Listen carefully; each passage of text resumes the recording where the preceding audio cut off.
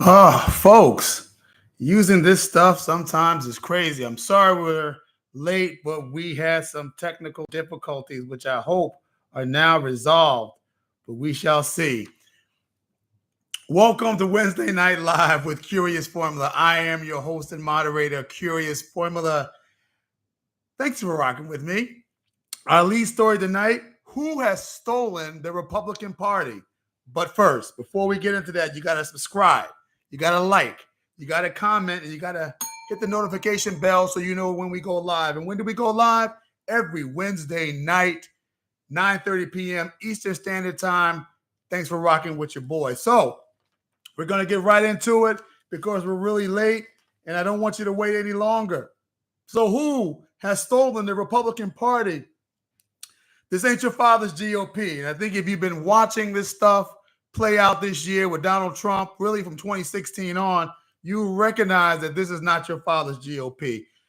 Contrary to most public knowledge about what the Republican Party is, people who are of a certain age only recognize the most modern manifestation of the party. That is the party of Ronald Reagan, the party of the city on the hill, right? And all the conservative values that came with it. But did you know, pre-Donald Trump, pre-Ronald Reagan, there was a different kind of Republican Party. There were Republicans that were moderates. There were Republicans that were liberal. There were Republicans that, yes, were conservative, thanks to Barry Goldwater ushering in that golden age of conservatism, what became known as modern-day conservatism in 1964, when he became the first Republican to oppose the Civil Rights Act of 1964 and ushered in a whole new cadre, a new version of the Republican Party. Before then, the Republican Party had been identified with civil rights, had been identified with freeing the slaves, had been identified with giving the franchise to African-American former slaves and making their lives better, bringing federal troops to the South after the Civil War. That's the Republican Party. But when Barry Goldwater hit the scene in 1964, it represented the most clear and public turnaround away from black rights and the like. And that's where Ronald Reagan was born. He was an acolyte of Barry Goldwater. And in 1980, he established the modern day Republican Party. But, what you had with Republicans before then was things like Senator Edward Brooke, African-American senator, Republican from the great state of Massachusetts. You had Jackie Robinson, big time Republican. You had people like Arthur Fletcher, the father of affirmative action. Yes, for those of you who love to blame the Democratic Party for affirmative action, no, Arthur Fletcher, a black Republican, is the father of affirmative action. And you know what administration he got affirmative action put into the federal government? Richard Nixon. That's right. So gone are the days of Republicans that were like Mayor John Lindsay in New York City, or John Rockefeller, former governor of the great state of New York, or Edward Brooke and others that I mentioned like that. In 1980, the Republican Party became a consolidated whole through and through its DNA and its foundations. It became a conservative party. And the Reagan Revolution, as they called it, existed from 1980 to 2016, when what happened? MAGA was born with Donald Trump, a populist takeover of the Republican Party from 2016 really to 2024.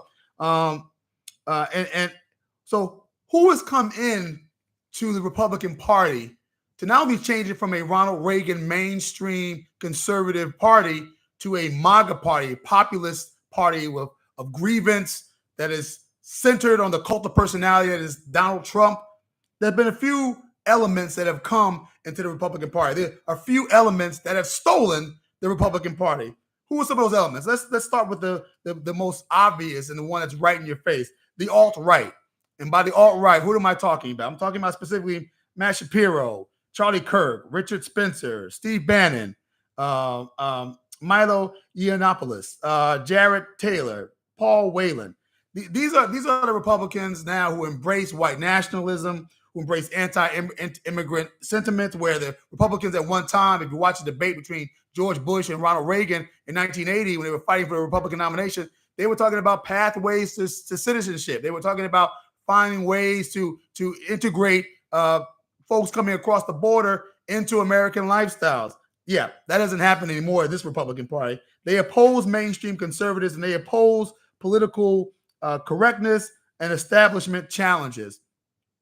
They are basically, I like to call them, they're the folks in the Republican Party who have a fear of a black planet, as Public Enemy used to say. They're the ones who bemoan the fact that hip hop is now the #1 music form and that rock and roll is basically dead as a genre in America. They're the kind of people who oppose interracial marriage, or at least, the pushing and the high visibility of interracial marriage and interracial relationships. They're the ones who bemoan the rise of LGBTQIA plus issues and rights. They are the ones who bemoan CRT and DEI, which are really just euphemisms and code words, but we don't want Black history taught, which means correct history in our schools. They're the ones who are the white red pill. They're the white manosphere. They're the ones who are talking about the roles of tradition and of men and women in society and how that has led to the fall of society. And they're nominally Christian, right? They kind of talk about a Christian ethos, but there's nothing really Christian about how they act towards one another. Then the second group has to be what I call the deep state opposers. Those people who are, I'm against the deep state. These are the people who support Project 2025. And for those who talk about Project 2025, yes, we all know this is not Donald Trump's plan, because Donald Trump did not start this plan. We know Donald Trump's plan for America is Trump 47. We get all that. But let's not pretend that Project 2025 does not have a connection to Donald Trump and to the people who are closest to Donald Trump, right? If you look at where Donald Trump did, or what he did during his last days, during his first term, many of the executive orders that he put forward came right out of the Project 2025 handbook. Indeed, many people who worked in the first administration were part of the Heritage Foundation, putting out the latest iteration of what is Project 2025. And indeed, Project 2025 is not authored, not created by Trump or Trump minions. I want to make that perfectly clear. Project 2025, known as the Mandate for Leadership, is about 40 years old. This again comes on the heels of the Ronald Reagan revolution that we just finished talking about. Ronald Reagan got into office. He had a Senate that became Republican for the first time in 50 years. And he said, we're going to really knock down the foundations, the pillars of what we call modern day liberalism. We're going to reverse the New Deal, started by FDR, continued by Truman, continued by the Kennedys, continued by Lyndon Baines Johnson, and we're going to create something brand new. But he recognized that being in charge of the presidency, even being in charge of one house or two houses of Congress, wouldn't change fundamentally how the government operated. And so they recognized they had to go after the fourth estate. And if you took a political science 101, you know what the fourth estate is, right? It's not you learned the three branches of government, right? It was the administrative branch, you learned the legislative branch, and you learned the judicial branch, but you didn't learn about the fourth branch, and that is the bureaucracy. It's sort of the unnamed, unknown part of government that people don't talk about, but it actually controls what gets done policy-wise. It's how you implement policy. It controls the regulations and how regulations are implemented. It talks about how the statutes are interpreted. And so the bureaucracy are usually career bureaucrats, right? People who have been around, have subject matter jurisdiction, have subject matter mastery and knowledge. And if they support you and your ideology, they can move implementation quickly. And if they don't, they can stall it and muck up the work. And Reagan found that for all his conservative legislative achievements, for all the things he wanted to push philosophically, he could not infiltrate the bureaucracy of the federal government, so that most of his changes after 8 years in office kind of went by the wayside. It was never implemented. Mandate for Leadership is an attempt that was started way back then to influence conservative presidents to say, implement these things so that we can affect not only how policy is done in the federal government, we can uproot the liberal policies that have been in here since the 1940s, 1930s, and we can usher in. That's how you get real change, is you can usher in a bureaucratic change, which will make their changes long-lasting and last for a long time. Those are the people who oppose the deep state. That is the deep state they are talking about, is the embedded liberalism that they think has been around for a long time. The next group is simply the white Christian nationalists. People, this is the resurgence of the Christian right. For those of you old enough to remember Jerry Falwell and the Moral Majority and all those folks in the early 80s that came along with Reagan as well, but found their home with Ronald Reagan, even though he was a Christian of sorts, kind of like Donald Trump is a Christian of sorts. But these are the people from the Christian right. And those people have now taken the ascendancy. If you think about Pat Robertson, if you think about Jerry Falwell, if you think about Pat Buchanan in 1992, the religious right were a strong voting bloc that could determine who was going to be the Republican nominee for president, definitely who's going to be in the cabinet and those kind of things. They had a lot of power. And Trump has promised those people an end to Roe, and he delivered it. And that's sort of why you see the evangelicals who are embracing Trump will sort of push away how he acts, how he talks, his personal conduct, even some of his positions on issues they don't agree with, because he promised to get rid of Roe. He promised to take the Federal Society's nominees for the court. He put them on. He didn't care about how good they were. He picked them because these were people who committed to overturning Roe. He did his job, and that's why they're part of the party. But the most interesting group that has come into the party, I think, in my opinion, are what I like to call the black red pill Manosphere content creators and low life rappers. Let me just say that low rent rappers. I'll take the life out of that. And what's interesting about that these people, the black red pill and the Manosphere content creators and the rappers, and then I got to add another group to that. What I like to call conservative Jesse Jackson wannabes. Right? These are the Jesse Jackson wannabes. Now, what do I mean by that? These are the African Americans that resent Jesse Jackson, Al Sharpton, Attorney Crump, etc., who they see as grifters, right? They see them as the class of people that have made money off of racial grievances over the years, right? They've made a lot of money doing racial grievances. They've made careers out of that. They've gotten published. They lead big organizations. They have esteem. Whenever there's a panel about civil rights, whenever there's a need for somebody to be on TV, they reach out to these people. Jesse Jackson has been doing that since the 60s, right? Al Sharpton been doing it at least since the 90s in a national sort of way. And there's a jealousy there. And so these conservative, I call it Jesse Jackson wannabes, found that they could not grift on the left. So they decided we're going to grift on the right. And we're going to start making ourselves, available to white patrons. We're going to make ourselves available to PragerU. We're going to make ourselves available to Daily Wire. They're affirmative action hires. Essentially, they are blackface, repeating the same things that white and conservative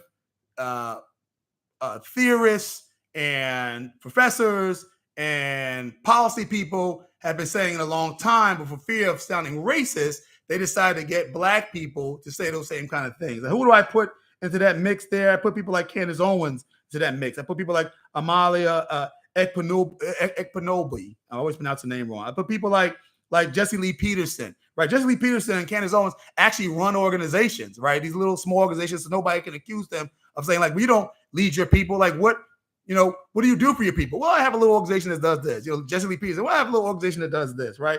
Officer Tatum, the Hodge twins, the Black conservative, all these types of people, right? And the black red pill Manosphere folks, these are people who are grifting on a different level. They're on social media and they're grifting, right? They get a lot of clicks and likes, again, from white folks, not really their own kind, except for a few people who kind of agree with them. But that's the most interesting part that is part of this new coalition of the Republican Party. The problem with these people is that no one black follows them, and their support and their funding and their followers, by and large, come from white people not in our community as well. And once they are done with them, they dispose of them. They're no longer useful for them. They're puppets, and once that puppet, the marionette breaks on them, then they put to the side for the next one. I mentioned Candace Owens. There's also Diamond and Silk. Remember them? One person actually passed away. Rest in peace. And then Donald Trump said, "I don't even know the other one. I don't know who that is." I mean, he went to the funeral and said, "I don't know who the other one is." So again, disposable. You don't even see Silk. If Silk is alive or Diamond, everyone is still alive. You don't see there on the trail because they're no more use. I even put in there people who on sort of the white manosphere front. I'll put Myron, for instance, from Fresh and Fit. Right, Myron, there was something that just came out recently where he was on the line. He was talking in a group of really white racists, and it was interesting was that when he left, they started calling him the N-word. And I'm not sure he even knew that, but that's what they do and that's what they think. So those are the four components that are making up the Republican Party. Why am I talking about these people? Why am I mentioning them? Why am I saying anything about them? Because they stole the Republican Party. From who? The Ronald Reagan mainstream conservative Republicans that I tell you equals about 15% of the party that is looking for a home and looking to move from the Republican Party and move themselves into where? Into anybody's camp, anybody's house, who will represent even a 1/10 of what they believe, because they believe that their party has been hijacked. So who stole the Republican Party? Those groups. And my friends, I had bad news for the Ronald Reagan Republicans.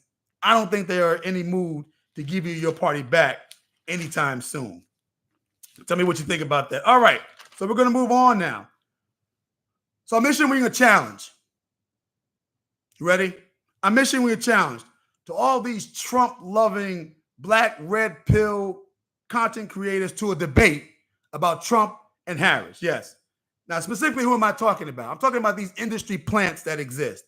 Poor Man's Podcast, Anton Daniels, O'Shea Duke Jackson and the Celebrity Junk, Melanie King, Pink Book Lessons, and Amala Ekpunubi. Now, I've mentioned them as people who have taken over the Republican Party, who sort of become sort of the infantry, if you will, for the party, the folk that you put in first to go into warfare for them. They're also the grifters, right? They're also the industry plants. They're also the ones who are woefully and willfully ignorant about what's going on. Now, listen, I know I don't have the kind of numbers you guys have in terms of who watches you and your content creators. And let me put my disclaimer out there. I actually watch a lot of your content, the non-political content, because I think you all have something to offer. Particularly when it comes to talking about relationships and talking about traditional values and talking about sort of what you need to be successful in a world such as we live in. I'm a fan. And that's why it bothers me so much to hear you all come on a platform for which you have so much wealth of knowledge and to spew just right-wing Donald Trump talking points that have no basis in fact and that are easily, even by Google, challengeable to let you know that these things are false. Okay, if you don't like Kamala Harris, this is not trying to get you to vote for her. If you don't like her, that's fine. I don't think anybody has a problem with that. But for you to talk about that Donald Trump is better than Kamala Harris, that means you're a bootlicking supplicant. And at the end of the day, your content is for Jack. And no one should pay attention to you. Hey, good to see you, Rachel. No one should be listening to you because you have nothing to offer. You can't even fact check things. And you all are just a regurgitating tool of Fox Entertainment. I call it Fox Entertainment because Fox News is not even registered with the FCC as a news service. It's an opinion service. And so that's why they can't be sued for defamation of character and those kind of things, because everything they say there is opinion. I know they put it forward like it's fact, and those of you who follow and watch that think it's fact, or do you think you can compare what they put out in terms of what's on NBC or ABC or CBS? You can't. They're news services. This is opinion. So I call it Fox Entertainment because the WWF had to become WWE. They got to recognize they weren't sports, and so they had to register as entertainment. So that's why it became WWF, became WWE. Fox News, in my opinion, is Fox Entertainment. But the arguments against for Trump are simplistic. They're easily and factually dismissible, and they're just talking points, as I mentioned, from the Trump campaign and Fox Entertainment. Listen, Anton Daniels, again, caveat is I respect him on a lot of different things. He was on a video talking to, yes, our good friend Laura Ingraham on Fox News, talking about he was with a bunch of African Americans who were saying things like, well, you need to, why are you voting for Kamala Harris? And somebody on there who's just as ill-informed on the left said, I'm voting for her because she's black. And then, of course, Anton Daniels rained down on her. But Poor Man's Podcast put out that particular studio deal, and he put forward the appearance that he made on the Laura Ingraham show. And what's interesting to me was that he just repeated the same simplistic points that, like Donald Trump points out, that nobody ever challenges. So let me talk about a couple of them. One, black people are on the Democratic plantation, and what do they have to show for it? Every black city is a hellhole. That's exactly what he said. Let me always say this. Look, can the Democrats do more in cities? Absolutely. Have they done everything that they promised to do in most of these major cities and most of these major urban towns for African Americans, for Latinos, for a whole city trouble? No, they have not. I'm one of those former elected officials at the city level. Municipal council person, did a lot of good stuff. No, I didn't solve poverty. But here's the problem. And here's the problem with that kind of thinking. Do you recognize that the Republicans, let's turn this argument on its head. Republicans have been in charge of southern states, not cities, southern states for I don't know how long. And they are those states are not just cities or towns, those are entire states. And Republican working class people have been voting Republican for decades, more decades than African Americans have even been voting for Democrats. And what have they gotten out of the deal for voting Republicans? I'm talking about states like Mississippi, states like Alabama, states like Tennessee. White rural Southerners been voting Republicans for years, and what have they gotten out of it? I'll tell you what they've gotten out of it. Poor infrastructure. There are roads that haven't been paved in decades in the South. Poor health care. Have you seen the dental work and teeth of some of the poorest residents in those particular communities? Lack of jobs, lack of job training, no unions, so you don't get paid a decent salary. You have schools that are failing. Those states are always in the bottom half of American schools. What else is crazy about them?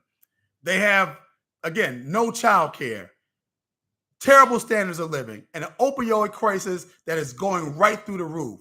Some of those people who talk about, well, I would never do San Francisco, you'd be glad to be in a tenement in some of the worst cities, worst performing cities in America than live where these guys live. So, yeah, take that into consideration when we talk about the black plantation, because if black people on the Democratic plantation, that means we're just picking cotton.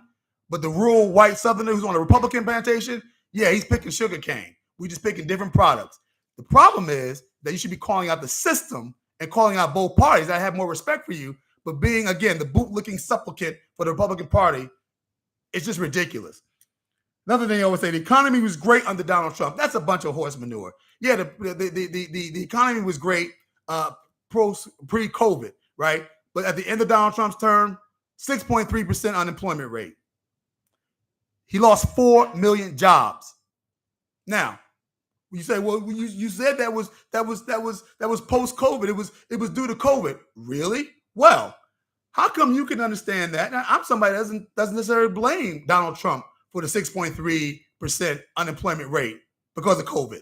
I don't necessarily blame Donald Trump for the 4 million jobs he lost due to COVID, because I also recognize that the reason why we have inflation today in America, and yes, in every industrialized nation in the world, is because of post-COVID. Yes, the whole world coming out of post-COVID, every major nation has severe inflation, and America has probably the lowest inflation rates of any of those major industrialized nations, lower than Paris. Actually, friends who went to the Olympics in Paris, how much prices were like there compared to America or England or Japan or even China and Russia for that matter. So I'm not excusing it, but I'm saying it's amazing to me how people can blame Joe Biden and Kamala Harris for inflation being sky high when we all know and economists say it's because of post-COVID, but we want to leave Trump untouched, unblamed, unblemished for him presiding over a 6.3% unemployment rate and losing 4 million jobs pre-COVID because of COVID. You guys ain't adding up what's right. They say that, we're in 3 proxy wars and there were no wars under Donald Trump. That's a lie. When Donald Trump, this is a simple ChatGPT Google. You can Google it yourself. What wars were we in by proxy? Not directly in, by proxy. Here's a list under Donald Trump. Afghanistan, Iraq and Syria, Operation Inherent Resolve, Somalia, West Africa, Yemen, the counterism of operations and the counterintelligence global operations. That was in Libya, the Philippines, and Pakistan. That's over 8. That's more than being in 3 proxy wars. America's always in proxy wars. We're the police of the world. And so we're always doing this. No president of modern age has never not had a war that we were not in, or that we were not funding, or that we were on the proxy for, or on the sidelines supporting. And that includes Donald Trump. They see no hypocrisy being in agreement with what they say are the worst in our people, which is interesting to me too. So, for instance,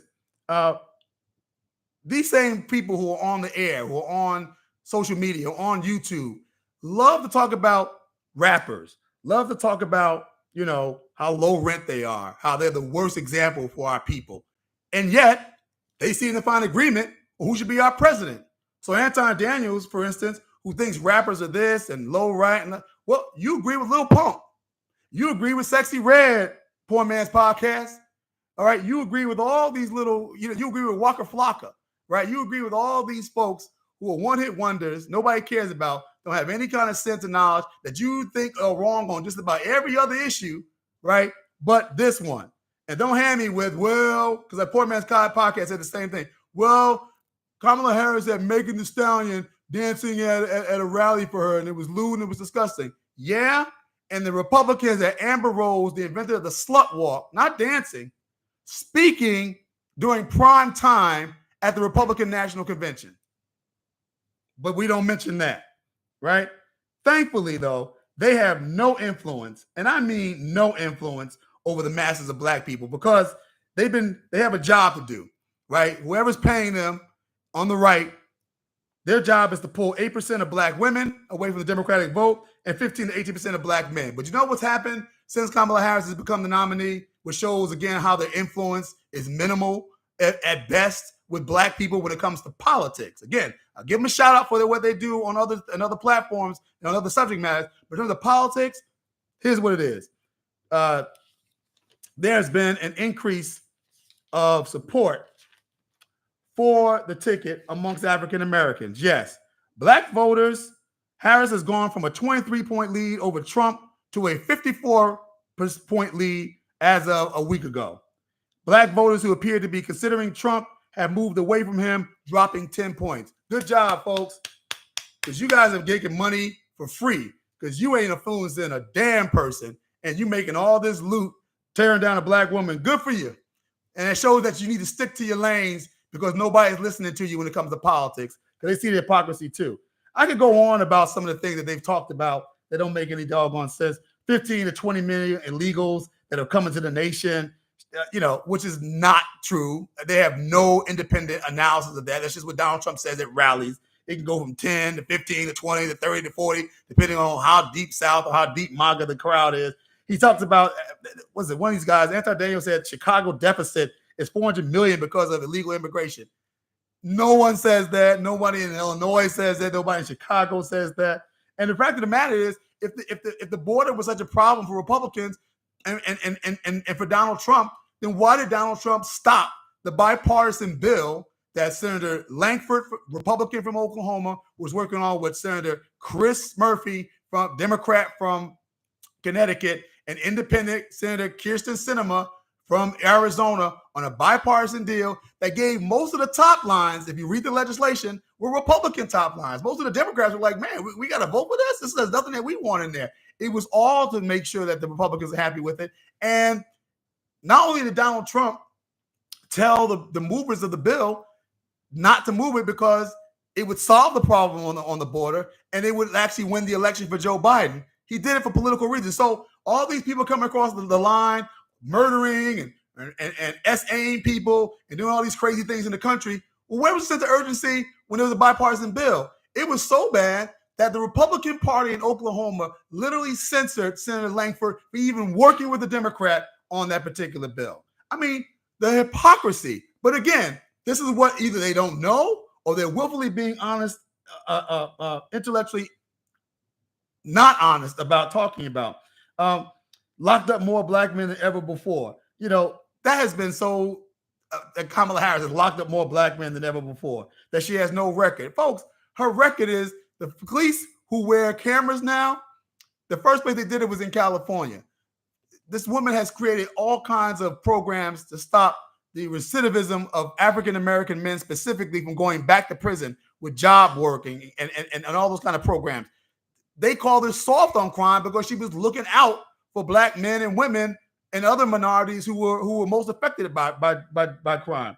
The same people that said that Obama did nothing for black people. That was another thing that they kind of insinuate. When, if you look at the unemployment rate for black people that Donald Trump loves to crow about, look at the month-to-month breakdown from 2010 to 2016 and see how those numbers came down. 80% of the lowering of black unemployment happened under the Obama administration. Only 20% happened under the Trump administration. Check it for yourself. Don't take my word for it. And yet he crowds about it, says Donald Trump and Barack Obama didn't do anything for you. That's a fact.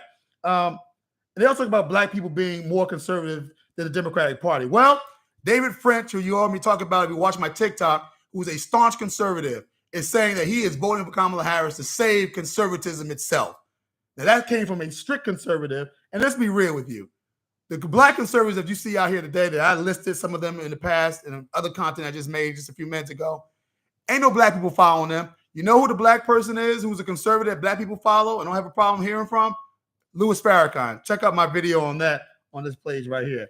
Don't get me started about inflation. I just went there. The fact of the matter is this, folks, is that I'm challenging these folks to a debate because I have these facts that I just presented and a lot more. They won't meet me in the battlefield. They won't meet me in the square to talk about this because I know I don't have enough followers. I got about 2,000 followers here. I know that you guys have hundreds of thousands of followers, right? But if you're man and woman enough to say it and say it in a vacuum and say it where nobody else can challenge you, then say it with me here and let me go on your platform or you come on my platform and we'll deal with the facts because you all seem that you appreciate facts, that you like facts. Well, let's talk about all the facts, not just the ones you are selective about. All right. I'm going to get off my high horse here. I got to take some water. You guys got me going crazy here. But I'm okay. I'm all right. I'm going to stay on point here. Again, my apologies for being so late, folks. You know, I'm trying to get new technology here to make this a better broadcast for you all. And sometimes I run into problems. So our third topic today we're going to talk about is the Harris platform. Yes, Vice President Harris has been criticized by Republicans that she doesn't have a platform. What is she running on? What is she? Not like she hasn't had 3.5 years of the most incredible legislative accomplishments of any administration in the last 50 years, more than Donald Trump, more than Barack Obama. You know how much I love Barack Obama, more than anybody, more than Ronald Reagan, the success of the Biden administration. That's her record too. You know why? Because she's the 51st vote in the Senate. So everything that passed is because of her vote. So the CHIPS Act, the infrastructure bill, all those kinds of things that we love, keeping insulin down to $35 a month for seniors, all of the many bills that were passed that have been good, including, hello, black people who say that Biden never done enough for black people, just black people. First of all, neither is Donald Trump. But the second thing is that they did.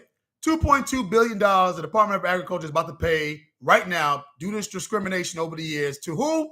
Black farmers. Look it up. Don't take my word for it. But I digress. But VP Harris needs to have a platform that appeals to moderate voters to win. I've said it before, and I'm going to say it again. It needs to be a combination of populist positions that appeal to the majority of Americans that polling can show you, which may be progressive. I'm not saying she has to run from progressive policies like voting rights protection and the woman's right to choose and economic security, all those kind of things. But she has an opportunity here to develop a comprehensive plan in the same way that Joe Biden, although loyal to a lot of the programs and initiatives of the Obama administration, when he charted his own course, Joe Biden charted his own course. On what issues? Specific education. As somebody who deals with education reform, who's a big supporter of education reform, I can tell you that when Obama was in office, he was committed to things like Race to the Top. He was committed to giving money to charter schools and to laboratory schools, a new way of thinking about public education. Joe Biden did not make the same commitment. He doubled down on working with teachers unions. He doubled down on traditional district schools and really was not a friend to the charter school movement or public school choice in any kind of way, despite the fact that 60 to 80% of black and brown voters within the Democratic Party, the base of the Democratic Party, do support some sort of public school change and public school choice. But in that same vein, Kamala Harris has an opportunity here to chart her own platform, her own vision, her own mission, her own set of ideas. And I think she's going to have to if she wants to win this election. She has an opportunity to develop a comprehensive plan under the banner that she's already been talking about throughout her first weeks of the campaign. What's that banner?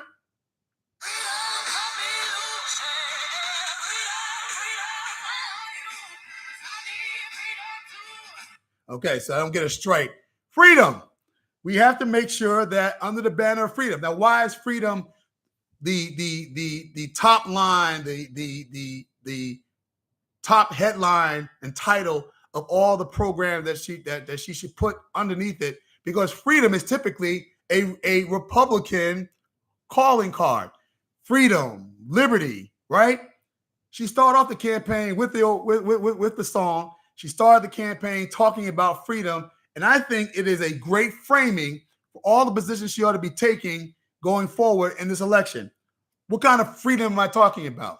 She should be talking about the freedom to vote, to make sure she protects voting rights protection, right? To make sure that we reverse at the federal level all the things that the states put in to try to make sure that Black folks can't drink water online, or the fact that they made early voting very difficult, cut down the amount of time that you can do early voting, all in an attempt to make sure that a Democrat never wins a state like Georgia ever again.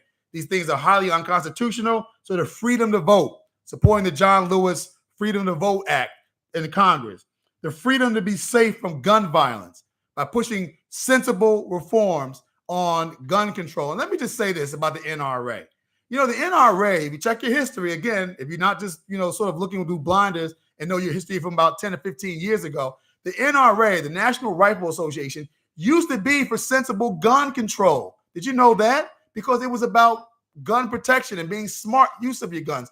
Yes, on the record, in the Congressional Quarterly, you can see lots and lots. Now, this is 30, 40, 50 years ago at this point, but they were supporting reasonable, rational gun control. She can talk about the NRA and that history and how they've gotten away from that history and talking about being safe from gun violence. She can talk about freedom to love who you choose to love openly. She can talk about freedom for women to practice bodily autonomy. But here is how she can chart new ground in terms of talking about freedom. She can talk about freedom for parents to choose a public school of their choice, freedom to cross school district lines for public education. Why? Because, again, 60 to 80% of the Democratic Party base and more with independents and Republicans actually support public school choice. It is a popular issue. It is an issue that is working those schools. If you look at the Credo report from Stanford University, if you look at the Harvard University study from 2021, Credo reports from 2023, again, these I'm giving you sources to look at. You will see that charter schools are not only outpacing district schools, they are what parents are voting with their feet. The report from my own organization showed that within 2 years after COVID, enrollment plummeted for traditional district schools. 1.3 million kids left traditional district school system. 250,000 new kids went to charter schools. Parents are already voting with their feet. And she can not only engage these parents, but she can engage their students that have graduated from those schools. She can engage independents, who this issue is popular with, and she can engage Republicans, the Ronald Reagan mainstream conservative Republicans, that 15% of Republicans from the party, on an issue that they agree with as well. She can talk about supporting all global fights for freedom in the Ukraine, in Gaza, in the Sudan, in the Sahel states, just the Western African states, Southwest African states that have basically pulled away from colonialism in a pursuit of self-determination, creating their own currency, creating their own systems of government so that they're not wedded under old colonialist leadership and nations. She can embrace that. She can embrace that kind of freedom for those states as well as the big name places like the Ukraine and Gaza, and give more attention to the Sudan. She can talk about a freedom of opportunity. Yes, opportunity zones. Yes, I know Donald Trump likes to take credit for opportunity zones, but guess what the secret is about opportunity zones? Come in close. Come in real close. For all his talk about, I passed the law, I signed into law to help Black people in their communities, he didn't put forth the regulations. He never promulgated regulations. There's not one opportunity zone any place in America. Signed the law, never implemented. Yeah.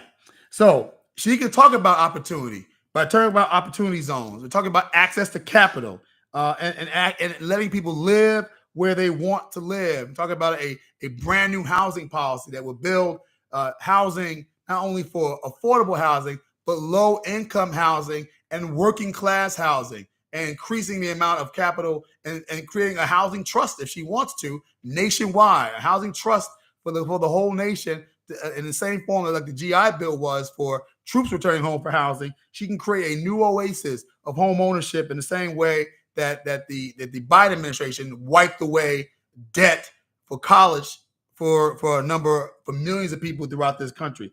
The last thing is she can talk about freedom to practice faith and respect of Christianity. Now, listen, I know what you're going to say. Some of you who are more progressive, you're going to say, there's no,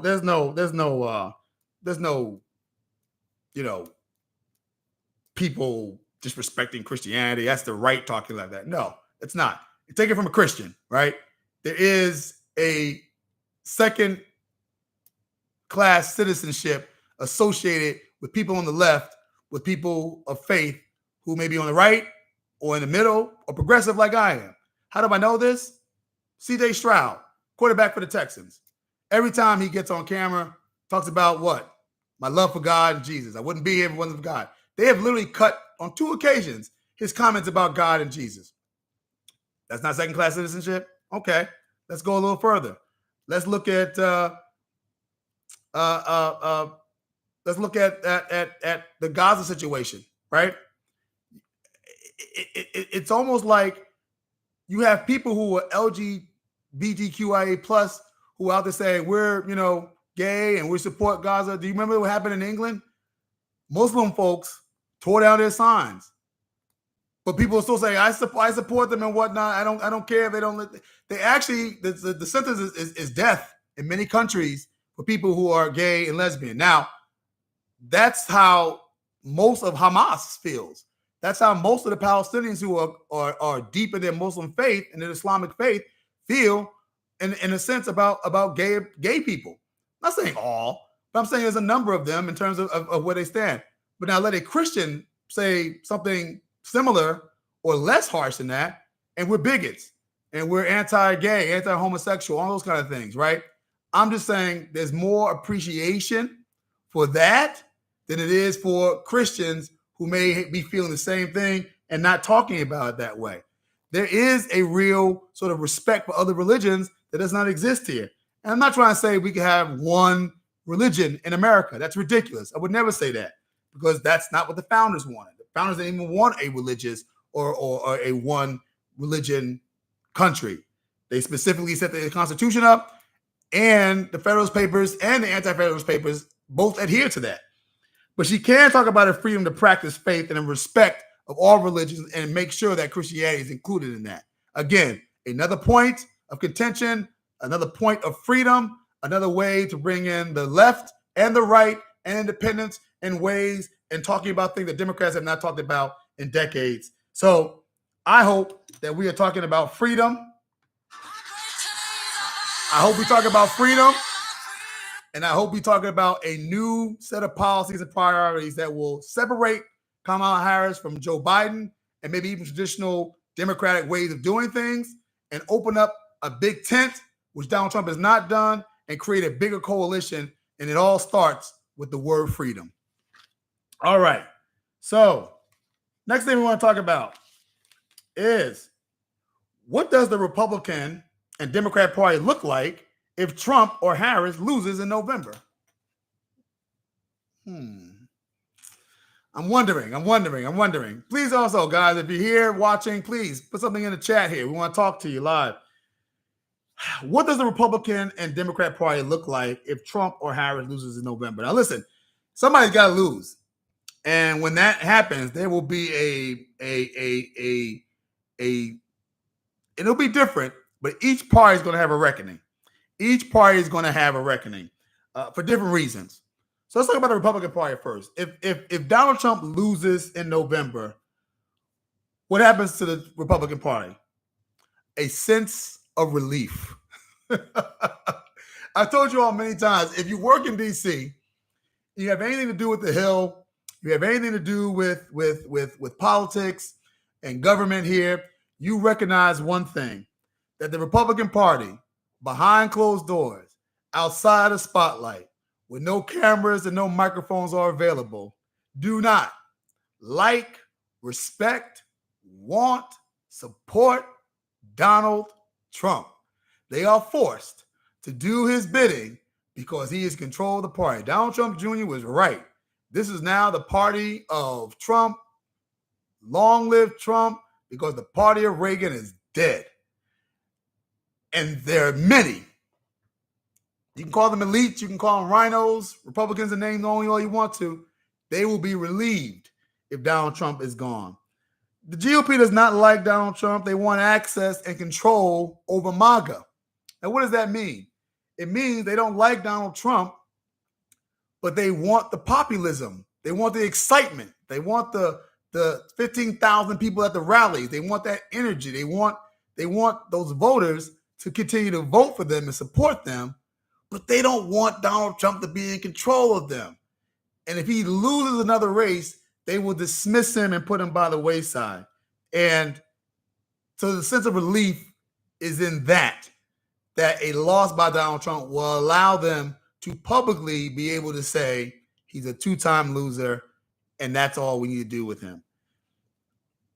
I think another thing that happens is that the MAGA goes the way of the moral majority or the religious right. You heard me talk about that earlier, that at one time in the early 80s, the moral majority, the religious right, had an ascendancy that was much like MAGA. It had an ascendancy that was much like, the deciding group of folks.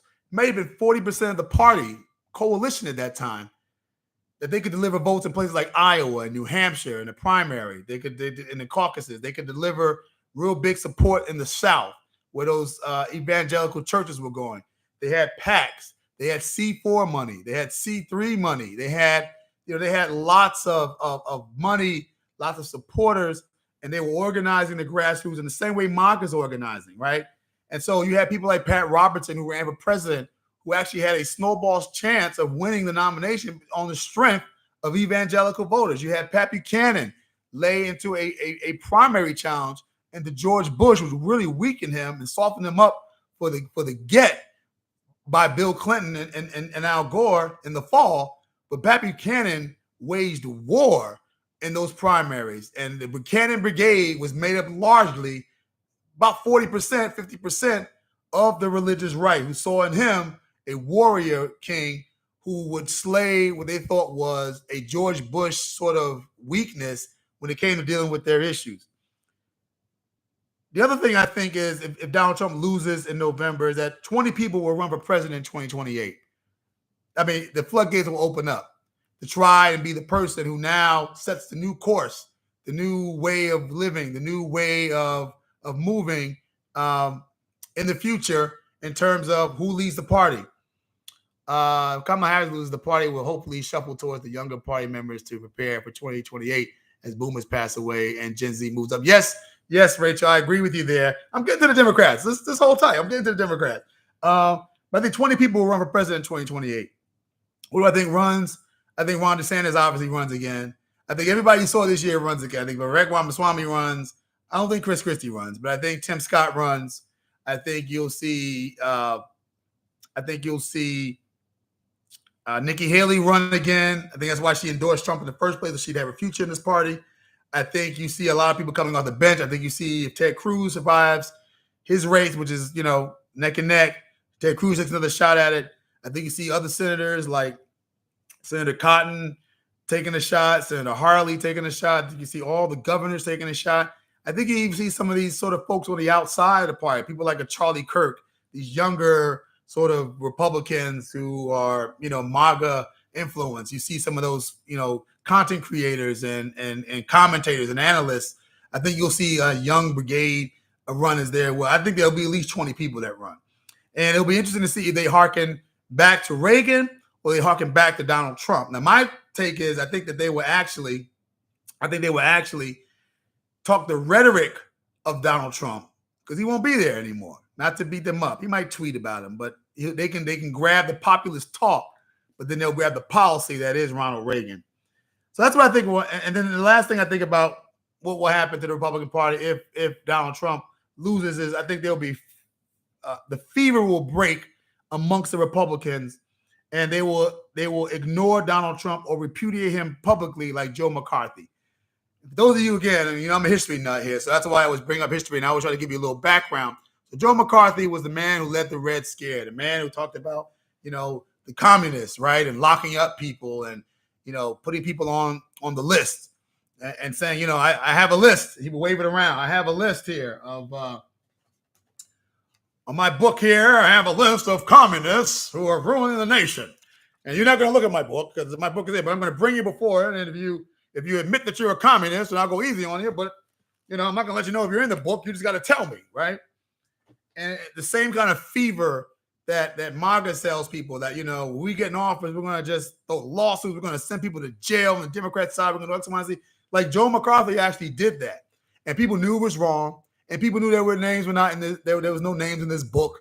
And even they were, people have a right to be part of the Communist Party in America. But we had such a red scare in the 50s that it ended people's careers. They made movies about this. And then there just came a point in time where people were like, this is ridiculous. And I forget the gentleman's name. Maybe somebody in the chat here can tell me, but he set up and he went to a hearing of McCarthy, and he says, "Sir, at long last, have you no shame?" And it was almost like people woke up and saw like the emperor had no clothes, and they were like, "What have we been doing?" And he just lost favor. And Joe McCarthy died in obscurity from alcoholism because he was a chronic alcoholic. And I don't think that the dive downward will be that extreme for Donald Trump. But what you will see is a sense of relief, as I mentioned initially, and you will see Donald Trump and Trumpers basically dismissing him, trying to find ways to gin his support up. I fully expect the MAGA presence in the Republican Party to go down to about the level of where the evangelical, religious right vote is right now in the Republican Party. I see that is happening again. I see that as happening one more time.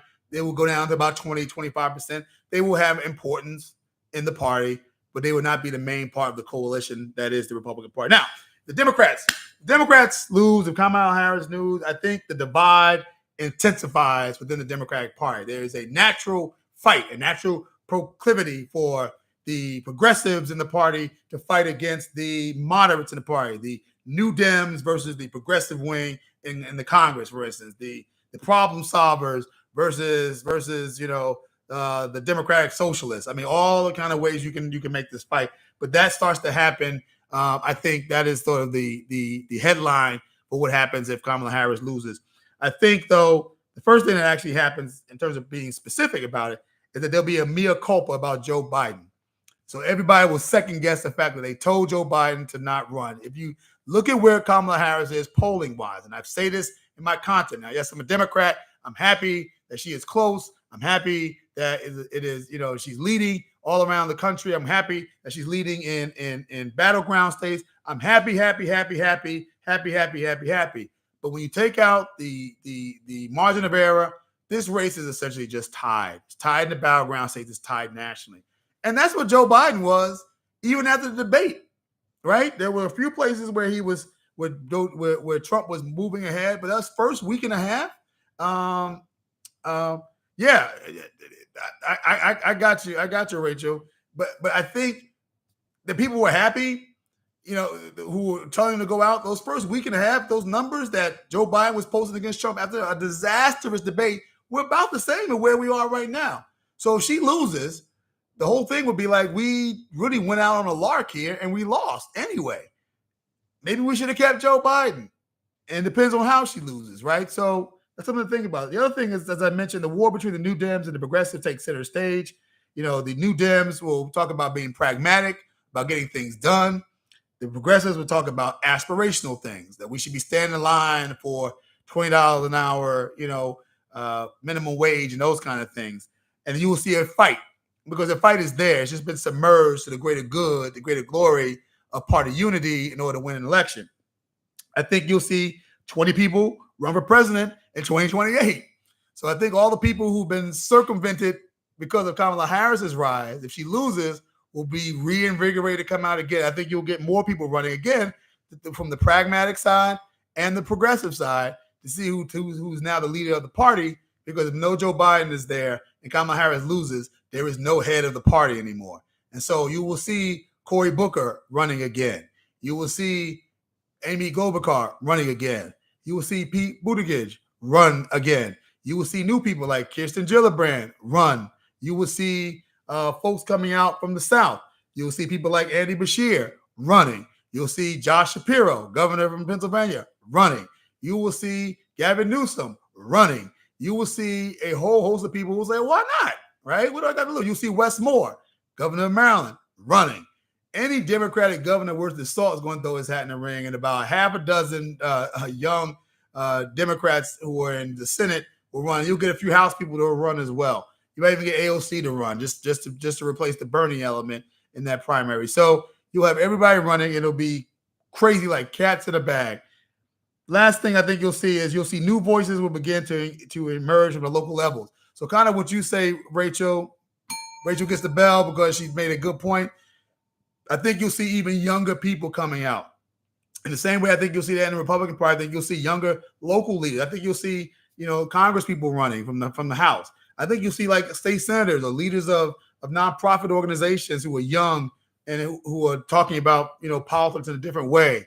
And I think that'll be good for the electorate. I think it'll change the position of the Democratic Party on a number of fundamental issues that they have really not had the guts to do in a long time. And yeah, shake up generationally will be good for us. Okay, I'm going to end it with this. For the last 4 minutes, I want to say, everybody, make sure you subscribe, like, and comment below. Please hit the notification bell so I let you know when we go live. We go live every Wednesday at 9:30 p.m. Look for some more bells and whistles that'll be coming in next week, maybe the week after that. I got some new things coming. I will fix the technology problems I had. I promise you that. But my commentary my way is sort of my last thoughts here. So last thing I want to leave you with is that Donald Trump falling and his failings say more about him than Harris. 2 years ago, polls said that most Americans didn't want Trump or Biden. And the reality is that one of those candidates is gone. And so what we do know about Donald Trump is that most of Americans for the last 2 years have said they don't want him to be president. And now it's starting to show because he's not moving up in the numbers. His numbers are actually going down. And it's because he's Donald Trump. And I get weirded out by Trump supporters who are like, I don't get it. We should be cakewalking out. No. Why do you guys only listen to the polls? The polls said for the last 2 years, America did not want Joe Biden or Donald Trump. And you all heard it as America doesn't want Joe Biden. They don't want Donald Trump either. I think Trump has botched every opportunity to create a bigger coalition and a big tent. Listen, he had a chance at the last date of the RNC to give a speech, especially after having an assassination attempt on his life, to really right the course, set a new mission, a new vision, to open his arms up to America and coalition partners that he needs to get to 50%. And he didn't. He dug deeper into MAGA red meat rhetoric, and he just gave the base what it wanted. But it's not what independents want. It's not even what Democrats who didn't like Joe Biden wanted. And it's certainly not what the 15% of Ronald Reagan conservative mainstream Republicans wanted. His campaign is built on a cult of personality. It always has been, though. And that's nothing different from 2024 that was different than 2020 and 2016. Donald Trump does things his way. A good example is today he was supposed to give a serious, a sober, a fact-driven economic presentation about what the economy and what his plans were for the economy in the next 4 years. You know what he did? He attacked Kamala Harris again about the way she looked on Time magazine. He attacked her laugh. He attacked how smart she was. I mean, he can't help himself. And nobody is either giving him the advice or he's not listening to the advice. Last thing I'll say is that voters would rather vote for Mickey Mouse and Donald Duck over him right now. Donald Trump cannot get the 50% for all the reasons I just mentioned. I mentioned that 15% of Ronald Reagan conservative Republicans despise him. These are the same people who were voting for Nikki Haley in the primaries towards the end of the race as we know it. Even when her name was just on the ballot, she wasn't even running. That the 15% of Republicans who will poll right after his conviction of 34 counts and of criminal convictions in New York, that said not only were they not voting for him, they said, we don't want him to run. Hardcore 15%. And regular Republicans are not extending themselves to save him. They're willing to lose people in order to save the republic. The David French opinion piece in New York really got to me. And it says something that Donald Trump needs to listen to. And he needs to listen to it now before it's too late. Get out of yourself. If you really love America, and you really have a vision for America, and embrace the advice and embrace all of us that need to hear a vision and put yourself second to the greater good that is serving America. But he probably won't listen to that either. Thank you all for rocking with me. Make sure you subscribe, like, and comment below. Make sure you hit the notification bell so you can know when we go live again. We go live every 9:30 p.m. every Wednesday, Eastern Standard Time. Be there or be square. Thank you all for rocking with me. Thank you all for listening to me. Tell a friend if you like what you hear here. And remember, stay curious and think. It ain't illegal yet. And I'm out.